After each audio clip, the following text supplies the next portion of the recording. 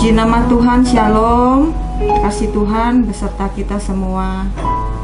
Mari kita sama-sama mempersiapkan diri kita untuk masuk hadirat Tuhan. Kita mau memuji dan menyembah Tuhan. Terima kasih Tuhan Yesus.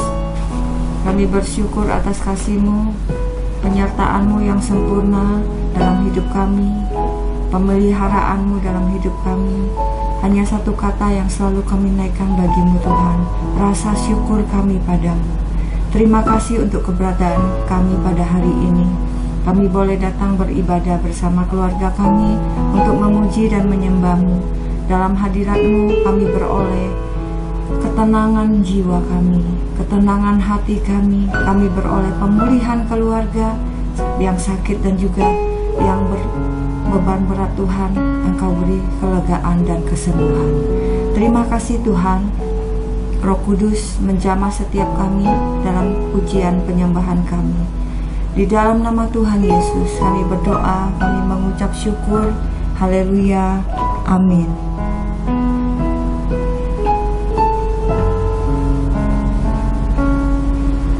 Ku perlu Engkau Yesus,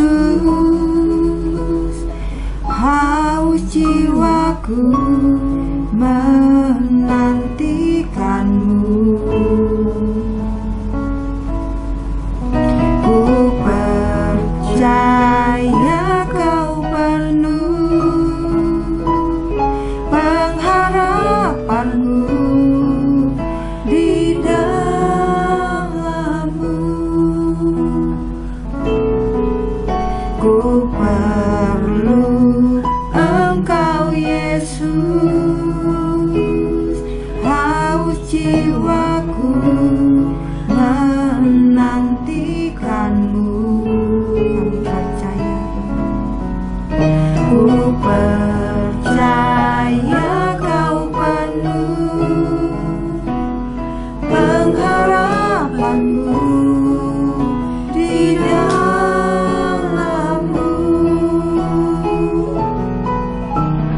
Yesus, hanya Kau yang ku andalkan,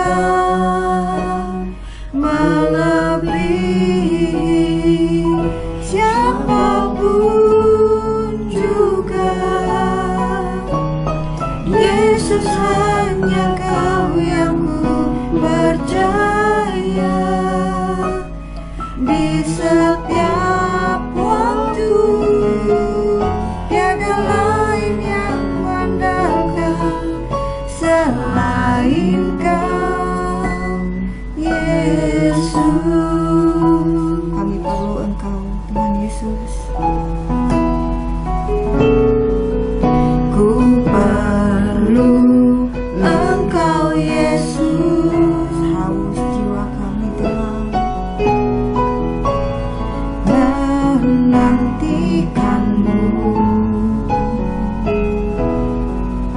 Ku percaya Kau penuh pengharapan-Mu di dalam-Mu.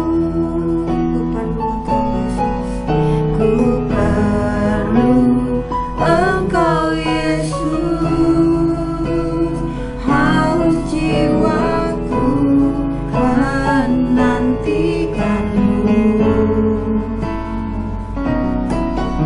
Ku percaya Kau penuh pengharapan-Mu di dalam-Mu.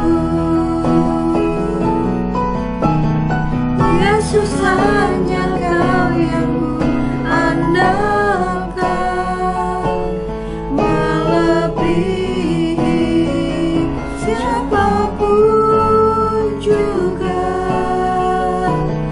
Yesus, hanya Kau yang ku percaya di setiap waktu. Tiada lain yang ku andalkan selain Kau, Yesus. Yesus, hanya Kau yang ku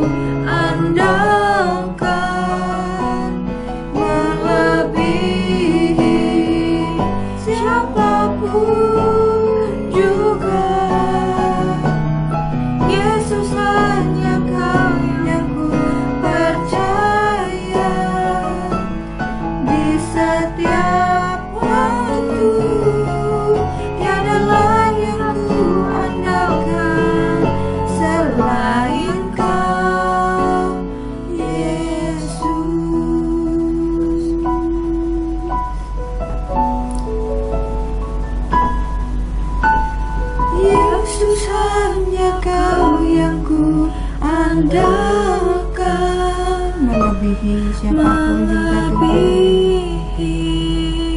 siapapun juga. Yesus, Yesus hanya Kau yang ku percaya. Di setiap waktu tiada lain yang ku andalkan selain Kau. Yesus hanya Kau yang ku andalkan, melebihi siapapun juga. Yesus hanya Kau yang ku percaya. Di setiap waktu tiada lain yang ku andalkan selain Kau. Tiada lain yang ku andalkan selain Kau.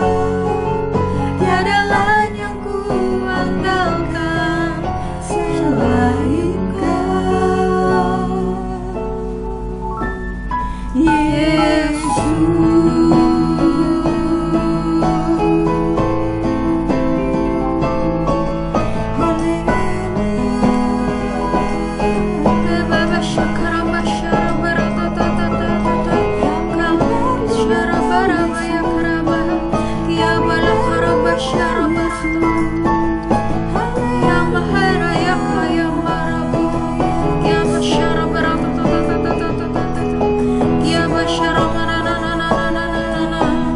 Engkau satu-satunya yang kami percaya, satu-satunya yang kami andalkan.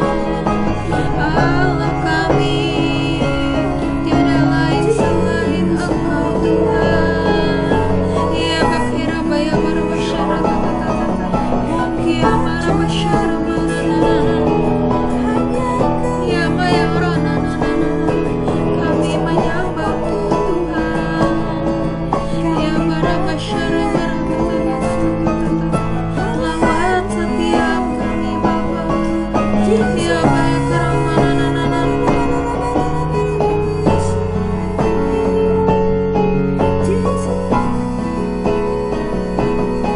ya maya maya basyara baya basyara ya balok rabar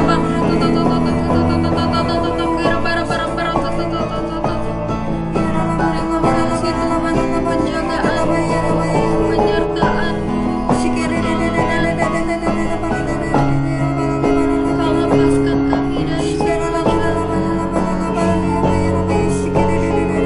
bela setiap perkara kami. Kau turun tangan Tuhan. Kau angkat terima kasih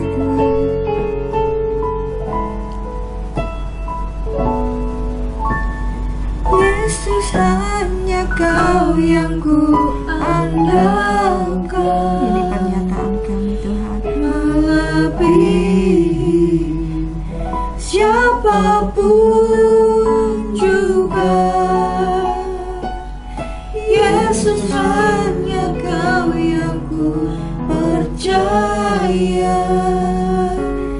Di setiap waktu tiada lain yang ku andalkan selain Kau.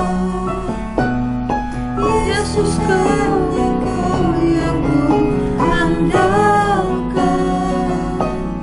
melebihi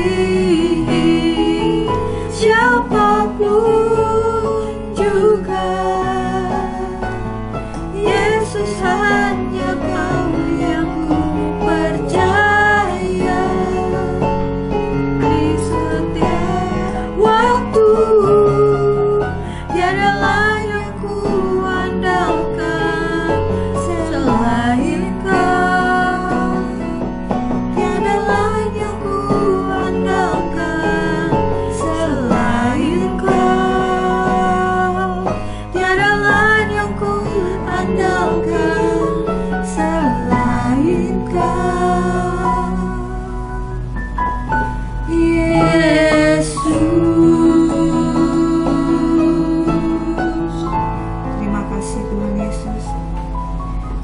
dalam hidup kami hanya satu-satunya yang kami andalkan, hanya Engkau Yesus. Kami siapkan hati kami Tuhan, untuk menerima kebenaran firman-Mu lewat hamba-Mu. Urapan kuasa-Mu turun atas hamba-Mu Tuhan. Biar setiap firman yang ditabur untuk kami Tuhan, biar tumbuh di tanah hati kami, tumbuh subur, menjadi berkat dalam kehidupan kami dan memuliakan nama-Mu. Kami bersama keluarga kami datang untuk melayani Tuhan dan memuliakan nama Tuhan. Terima kasih Tuhan.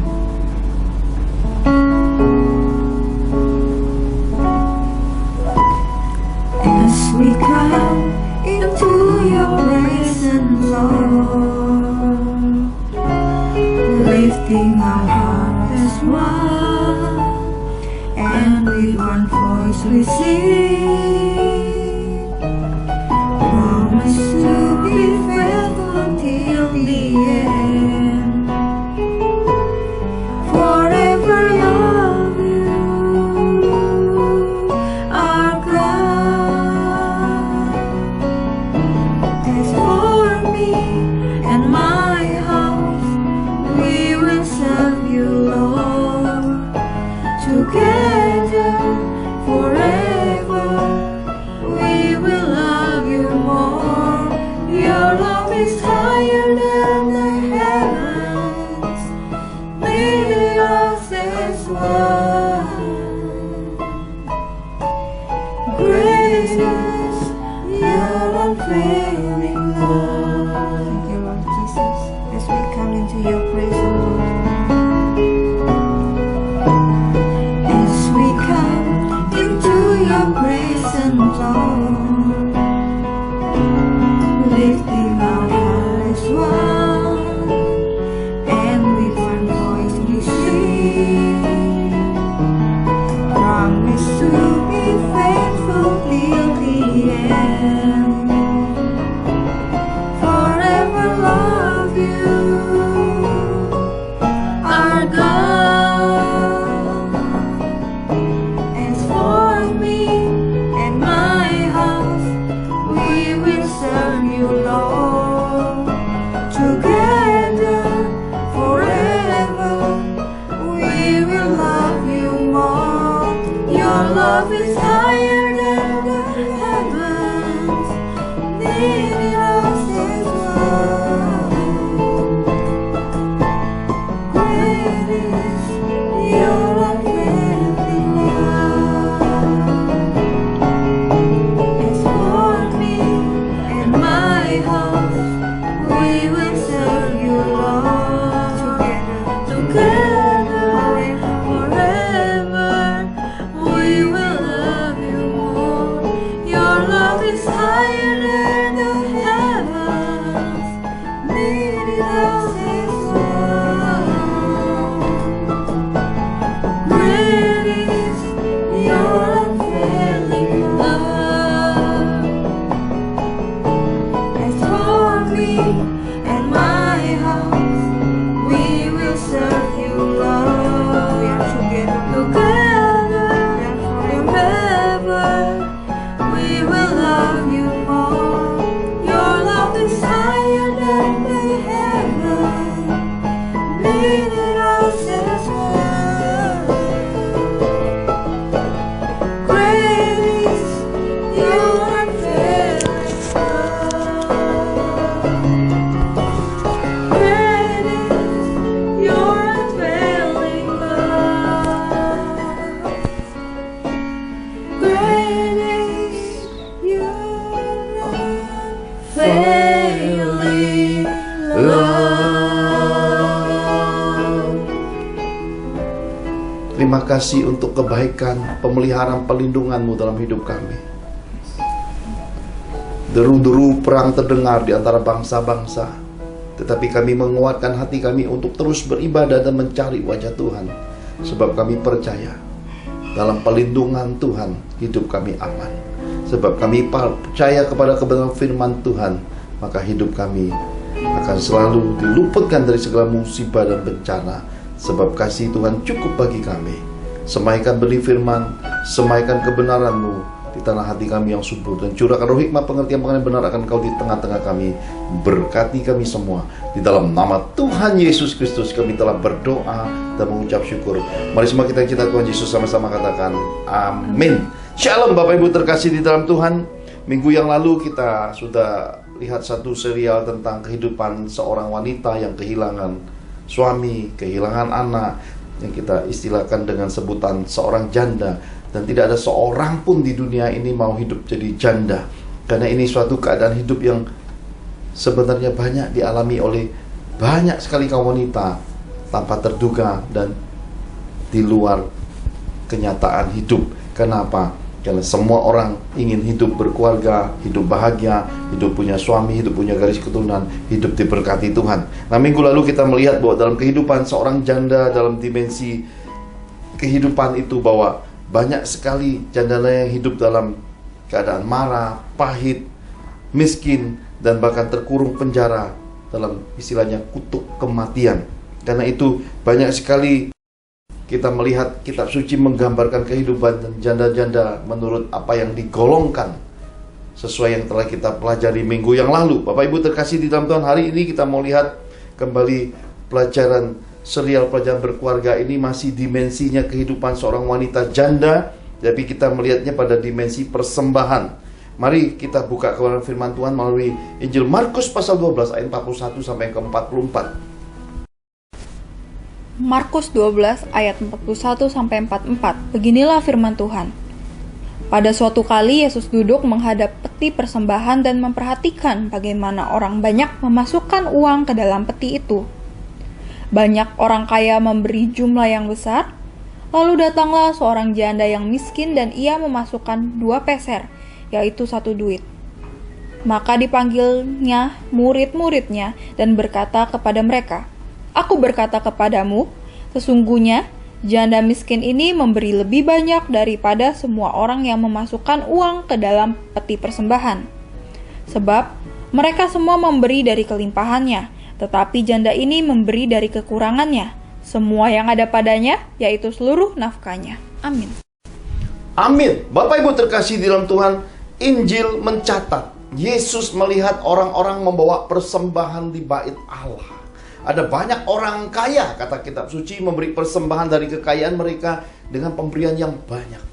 Tapi ada satu pemberian, ada satu peristiwa lagi yang dicatat kitab suci tentang kehadiran seorang janda. Saya lebih suka menyebutnya janda miskin.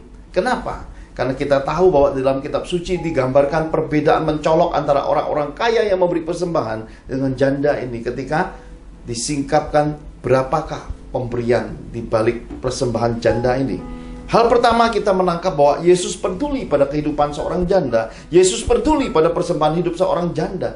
Karena itu kitab suci mencatat secara terbuka keadaan ini. Nah, Bapak Ibu terkasih di dalam Tuhan, janda ini membeli 2 peser seduit, kata kitab suci. Nah, para ahli menyelidiki berapakah nominal besaran daripada 2 peser seduit ini.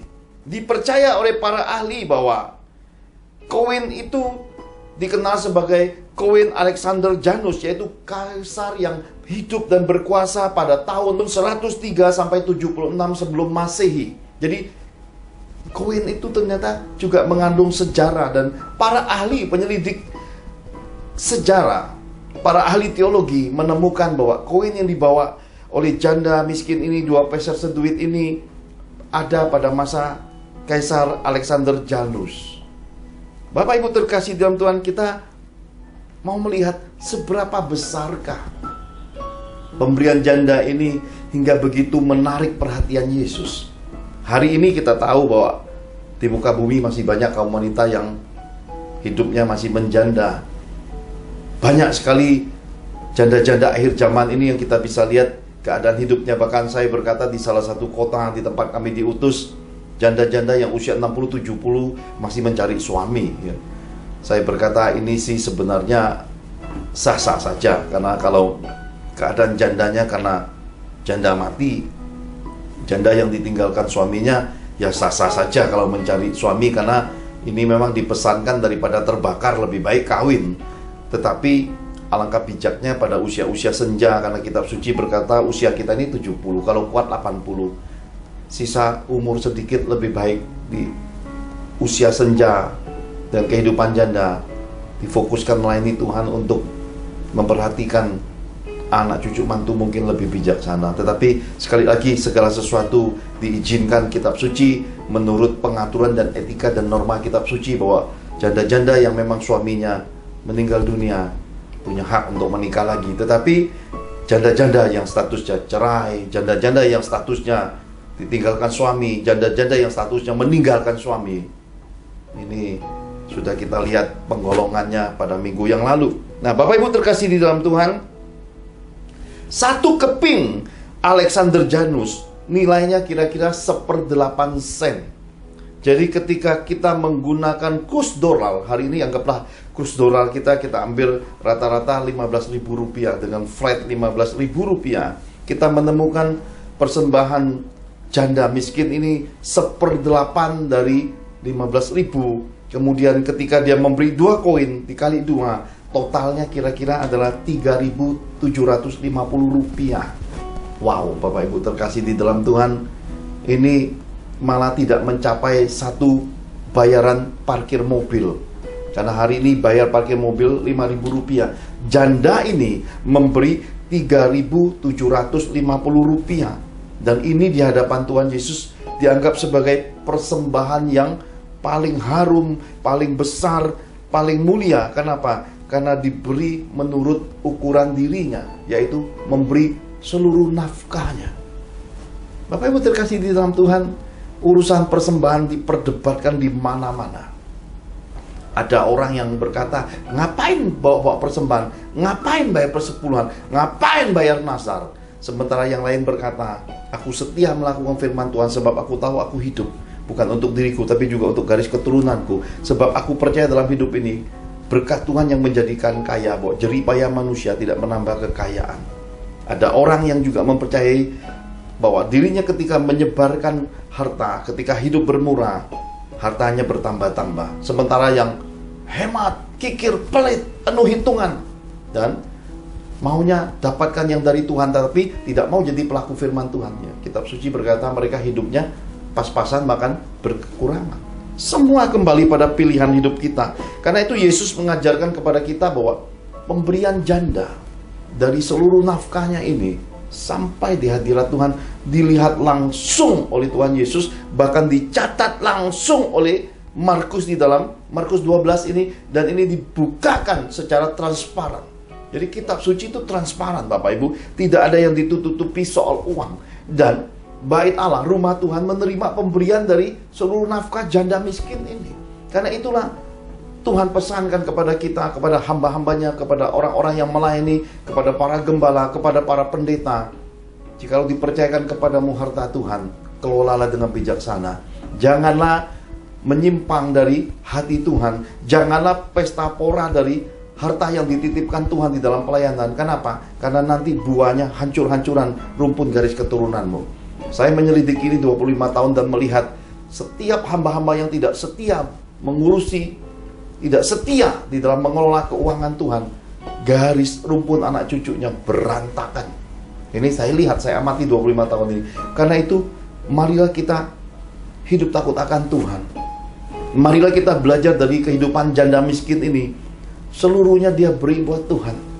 Untuk dirinya sendiri, saya percaya adalah suatu iman yang segenap hati, percaya pada pemeliharaan Tuhan. Ini penting sekali bagi kita di dalam mengikuti Tuhan, adalah percaya kepada Tuhan dengan segenap hati. Ini membuat kita masuk pada iman berserah, iman dalam pemeliharaan Tuhan, iman mengagungkan Tuhan dengan memerdekakan hidup, tidak terikat apapun, tidak terikat uang, tidak terikat doktrin, tidak terikat dengan pergaulan rohani, tidak terikat sosialita rohani, dan memerdekakan diri untuk bergantung sepenuhnya pada firman Tuhan dan pimpinan Roh Kudusnya. Ini mulia di hadapan Tuhan. Nah, kita lihat sisi yang kedua dari persembahan janda ini. Ulangan 10 ayat 16 sampai yang ke-18. Ulangan 10 ayat 16 sampai 18, demikian Tuhan berfirman. Sebab itu, sunatlah hatimu dan janganlah lagi kamu tegar tengkuk. Sebab Tuhan, Allahmulah Allah segala Allah dan Tuhan segala Tuhan, Allah yang besar, kuat dan dahsyat, yang tidak memandang bulu ataupun menerima suap, yang membela hak anak yatim dan janda, yang menunjukkan kasih-Nya kepada orang asing dengan memberikan kepadanya makanan dan pakaian. Amin. Amin. Yang kedua, Tuhan, kita mau melihat dimensi kitab Ulangan, dikatakan Tuhan membela 3 keadaan kehidupan manusia. Yang pertama, Tuhan membela kehidupan anak yatim, yaitu kehidupan anak-anak tanpa papa. Anak-anak tanpa papa adalah anak-anak kehilangan figur papa. Orang yang kehilangan figur seorang bapa akan mengalami kesusahan hidup. Karena itulah Tuhan mencangkokkan dirinya menjadi figur bagi anak-anak yatim, supaya anak-anak yatim menemukan figur melalui Yesus Kristus. Karena itu setiap anak-anak yang kehilangan figur papa sebaiknya mengambil rupa, mengambil imago Dei, mengambil karakter Yesus untuk memenuhi hidupnya dengan kasih Yesus. Dengan demikian masa depan, harapan, hari-hari baik, semua kesempatan hidup diperoleh melalui transformasi lewat Yesus hadir sebagai papa dalam hidupnya. Dan kehadiran ini juga bisa diwakili melalui mentor-mentor rohani yang bobot bibit bebetnya dikenal, yang bobot bibit bebetnya bisa mengatur, bisa menjadi berkat bagi anak-anaknya, yang kehidupan anak-anaknya, kehidupan keluarganya terpuji. Jadi kepada anak-anak yang kehilangan figur papa mama, sebaiknya menemukan mentor-mentor rohani yang memiliki kasih Bapa sepenuhnya, kasih Bapa yang full, kasih Bapa yang teruji, kasih Bapa yang terpuji, kasih Bapa yang berbuah di dalam kehidupan. Mentor-mentor rohani yang bobot bibit bebetnya terpuji ini, sandingkan, bawa dirimu masuk. Dengan demikian engkau akan ditransformasi. Karena apa? Karena anak-anak yatim, orang-orang yang kehilangan figur papa, kehilangan figur mama ini, pasti ada sisi kurangnya dalam kehidupan, hingga akan membuat kehidupan ini tidak sempurna. Kadang-kadang sisi moralitas, etika, attitude, mannernya jadi kurang. Mereka mungkin terikat emosi, terikat pahitan, gampang marah, sensitif, dan mungkin sulit untuk masuki hari-hari baik. Kenapa? Karena terjebak pada pahitnya hidup, atau terkadang tidak tahu buah dan petunjuk dan contoh kehidupan berkeluarga, kehidupan yang Sakinah glory, kehidupannya berbahagia itu seperti apa, karena tidak pernah melihat contoh. Karena itulah perlu transformasi. Dapatkan bapak rohani, dapatkan mentor rohani yang dari Tuhan, itu penting. Yang kedua dikatakan janda. Nah, kembali janda ini masuk pada area kehidupan yang dibela Tuhan. Kenapa? Karena tidak semua orang mau kehidupan ini tiba-tiba kehilangan suami, kehilangan anak-anak. Tidak ada seorang wanita pun di muka bumi ini memimpikan kehidupan sendiri, sepi, miskin, menderita, kemudian terkurung pada keadaan yang penuh dengan kutuk kematian, dan keadaan seakan-akan hidup nih hanya diri sendiri yang ada, lonely sekali. Saya percaya bukan suatu kebetulan, Tuhan sangat mengasihi wanita-wanita janda. Yang ketiga adalah orang asing. Ini Roh Kudus pesankan kepada saya. Banyak sekali anak-anak Tuhan tidak memahami bahwa ketika kita memfitnah orang-orang yang kita belum kenal, karena orang asing ini bukan hanya bicara tentang orang bule, orang Korea, orang Jepang, bukan. Orang asing bicara tentang orang yang belum kita kenal, orang yang belum berinteraksi dengan kita, orang yang belum saling tegur sapa, berrelasi dengan kita.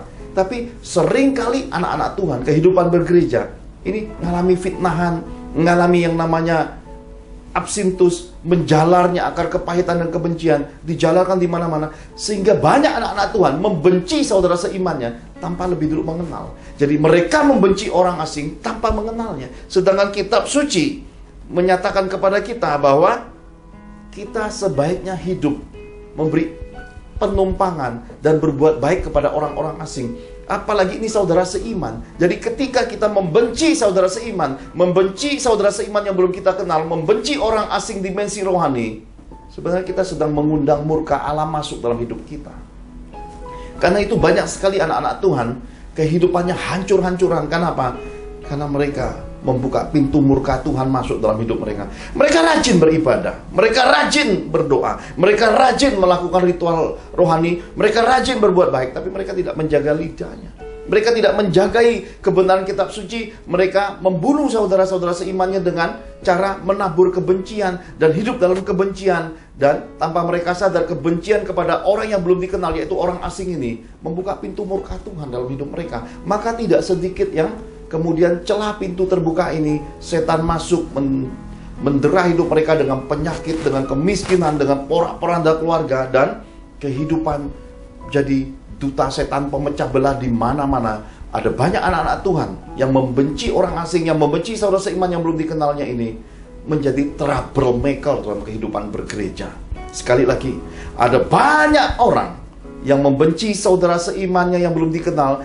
Ada banyak orang yang membenci orang asing dalam dimensi rohani ini, menjadi troublemaker dalam kehidupan bergereja. Kenapa? Pindah satu gereja, lompat satu gereja, dari satu masalah ganti satu masalah, dari kebencian satu menyebar fitnah benci satu, akhirnya semua orang di matanya, di lidahnya itu adalah kejelekan.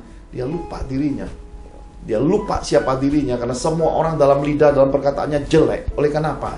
Karena absintus mendiami hatinya.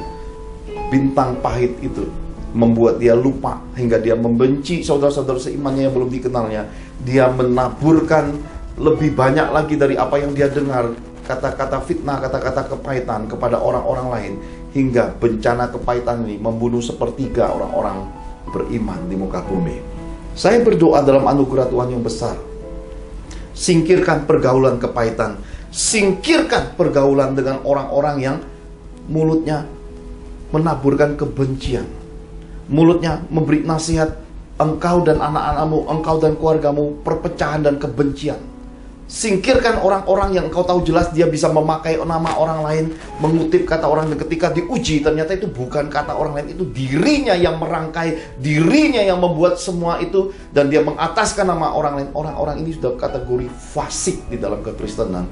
Orang-orang fasik ini akan menghancurkan anak-anak Tuhan yang punya masa depan. Kenapa? Karena dia membawa kekotoran, dia membuka pintu murka Tuhan lewat kehidupannya yang sebenarnya penuh dengan Isabel, berusaha mengkontrol kehidupan orang, keluarga orang, berusaha jadi penolong, berusaha membuat orang lain bergantung pada dirinya, membuat dirinya sebenarnya ketika dibuka isinya adalah pengejaran uang, pengejaran upah, dan ketika dibuka lebih dalam lagi, dia dengan keluarganya hidupnya berantakan.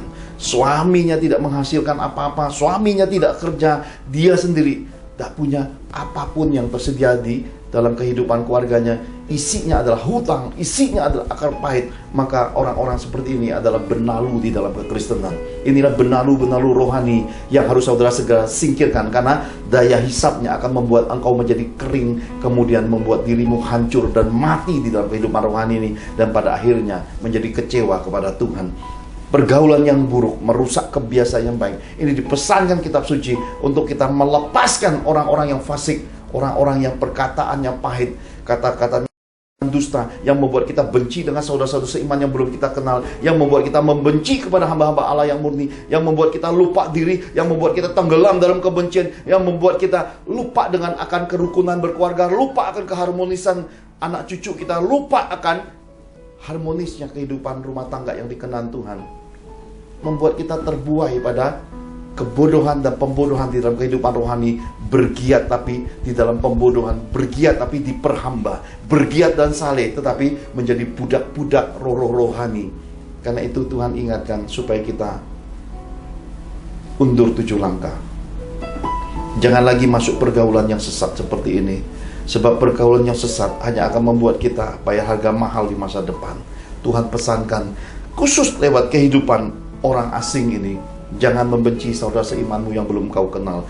Jangan mereject, menolak saudara seimanmu yang telah engkau dengar fitnahan perkataannya, terkecuali di balik semua perkataan itu ada bukti yang tertulis, ada video yang terekam, ada audio yang terekam, dan semua itu adalah hal-hal yang dibukakan. Dan tentu segala sesuatu yang dari Tuhan ini tertib, tidak menimbulkan perpecahan ataupun kebencian, tetapi merupakan sebuah peringatan supaya serigala tidak masuk dalam rumahmu, dalam keluargamu, dalam komunitasmu, dalam gerejamu. Segala sesuatu diuji secara transparan, Dan itu perlu 1-2 bukti, tidak bisa dengan kata-kata. Dan setiap orang yang berkata-kata negatif, berkata-kata penuh fitnah, selidiki hidupnya. Kalau yang berkata-kata ini bobot bibit-bebetnya ini seperti bebek yang hidupnya hancur-hancuran, engkau uji lagi. Kenapa? Karena kemungkinan itu bisa bersumber dari iri hati, bersumber dari kepahitan, bersumber daripada hati nurani yang tidak murni, yang mungkin hendak membuat engkau bergantung pada dirinya dan mengejar uangmu, mengejar dan menghancurkan hidupmu. Jadi kita percaya bahwa hari ini diperlukan hati yang bijaksana, hati yang murni, karunia membedakan roh diperlukan di kehidupan akhir zaman ini. Dan Tuhan ingatkan kepada kita, jangan berbuat jahat kepada janda-janda, karena perbuatan jahat kepada janda-janda yang kesusahan ini bisa mengandung dan bisa membuka pintu murka Tuhan datang dalam hidup kita. Nah, sekarang kita lihat apa yang terjadi ketika kita berbuat baik kepada janda-janda miskin, kita berbuat baik kepada janda-janda yang memiliki kesusahan dalam hidup. Yesaya 1 ayat 12 sampai yang ke-18. Yesaya 1 ayat 12 sampai 18. Beginilah firman Tuhan. Apabila kamu datang untuk menghadap di hadiratku, siapakah yang menuntut itu daripadamu, bahwa kamu menginjak-injak pelataran bait suciku? Jangan lagi membawa persembahanmu yang tidak sungguh, sebab baunya adalah kejijikan bagiku. Kalau kamu merayakan bulan baru dan sabat atau mengadakan pertemuan-pertemuan, aku tidak tahan lihatnya, karena perayaanmu itu penuh kejahatan. Perayaan-perayaan bulan barumu dan pertemuan-pertemuanmu yang tetap, aku benci melihatnya. Semuanya itu menjadi beban bagiku. Aku telah payah menanggungnya.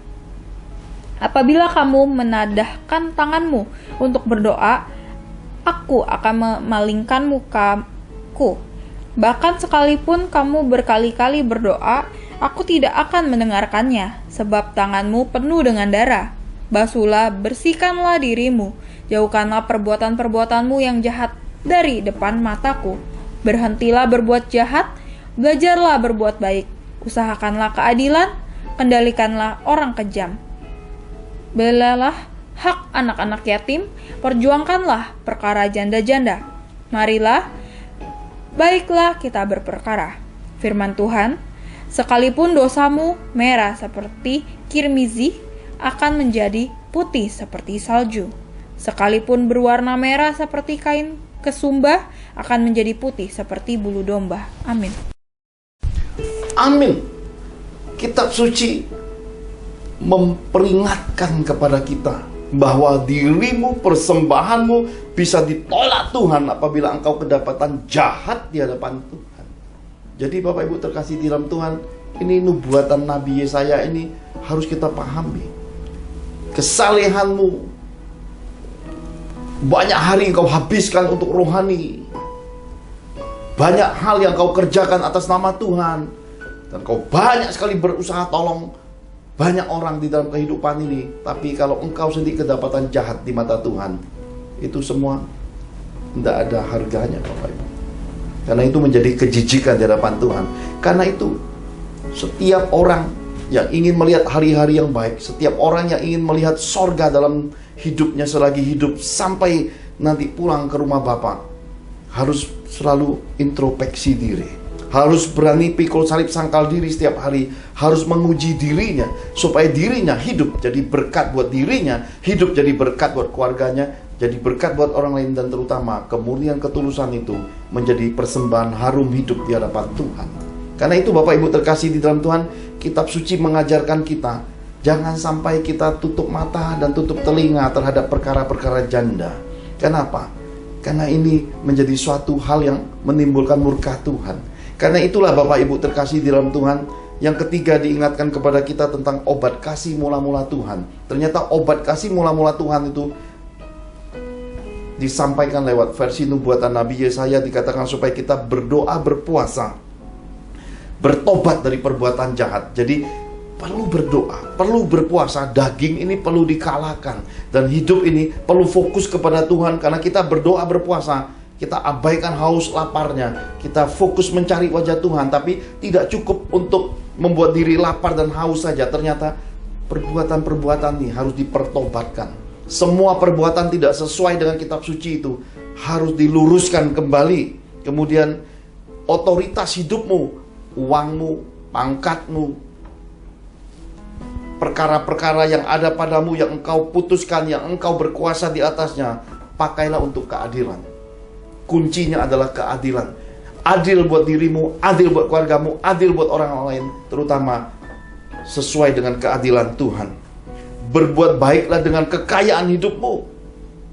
Uang ini jangan ditimbun Bapak Ibu, karena nanti karat datang memakan uangmu, dan waktu engkau mati itu mengikat engkau, mau terbang ke sorga tidak kesampaian, akhirnya kecebur masuk ke perut bumi. Kenapa? Karena ikatan cinta uang itu menjadi suatu akar kejahatan yang membuat perut bumi membuka, akhirnya tertanamnya masuk ke neraka.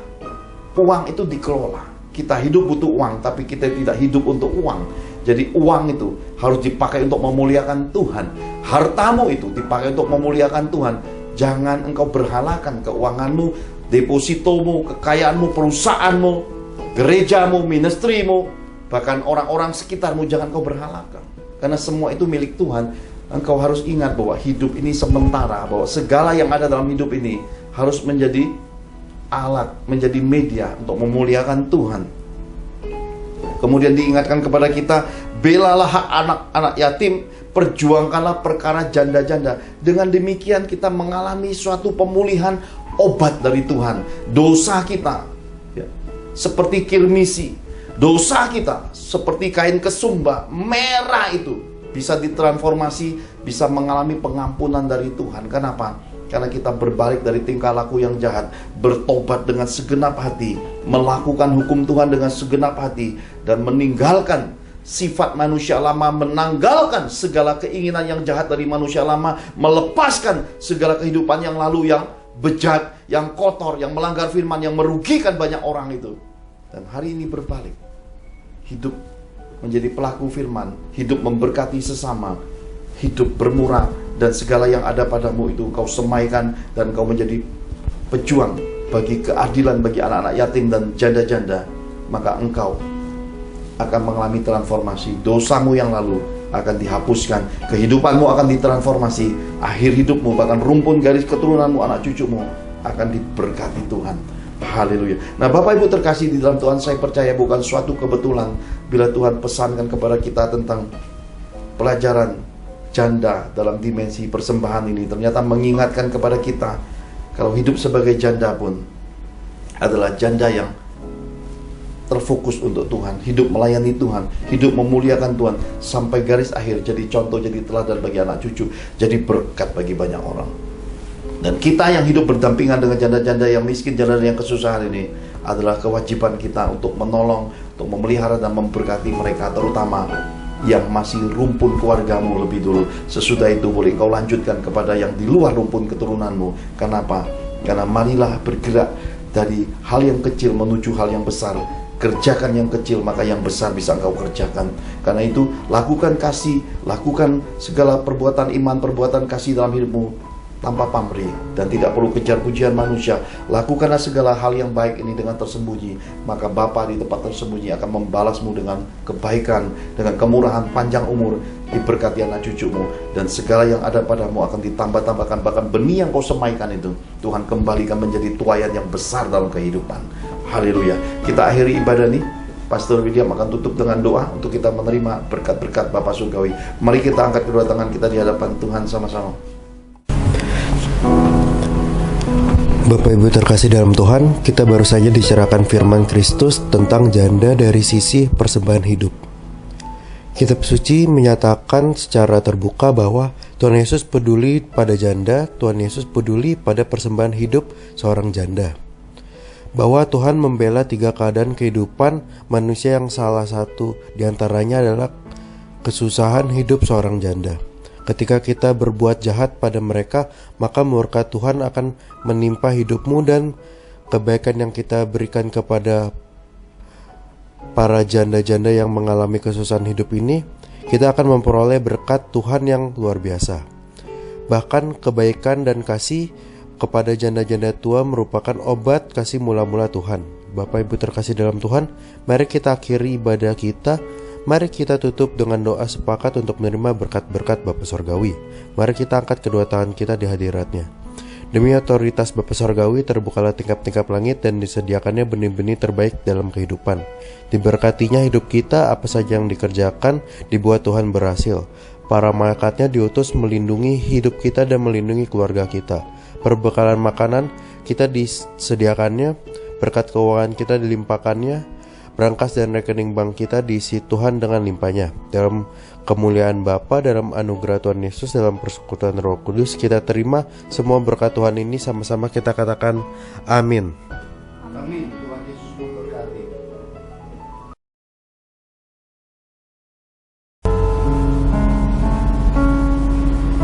Ku perlu Engkau Yesus, haus jiwaku menantikanmu. Ku percaya Kau penuh pengharapanmu di dalammu.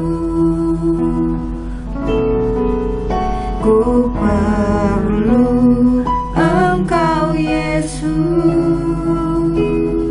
haus jiwaku menantikanmu. Kami percaya, ku percaya Kau penuh pengharapanmu di dalammu.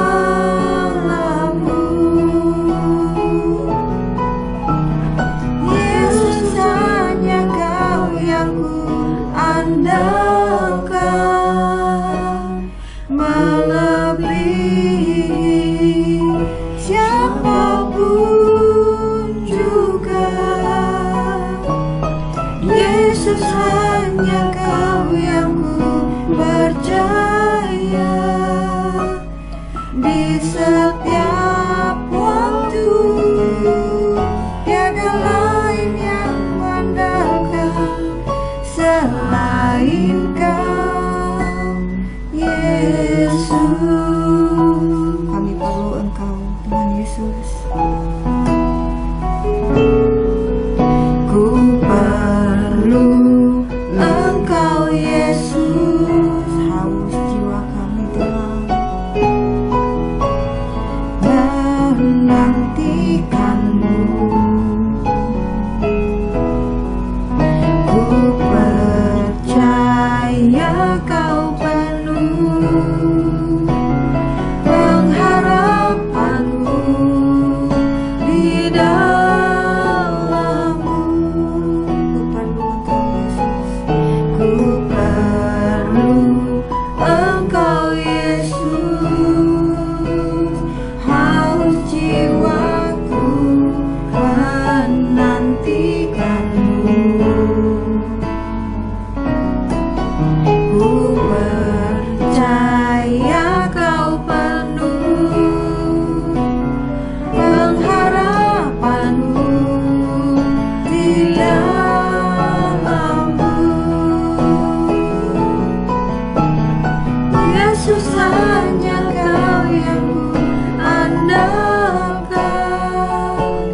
melebihi siapapun juga. Yesus, hanya Kau yang ku percaya, di setiap waktu tiada lain yang ku andalkan selain Kau, Yesus. Yesus, hanya Kau yang ku andalkan, melebihi siapapun juga. Yesus, hanya Kau yang ku percaya, di setiap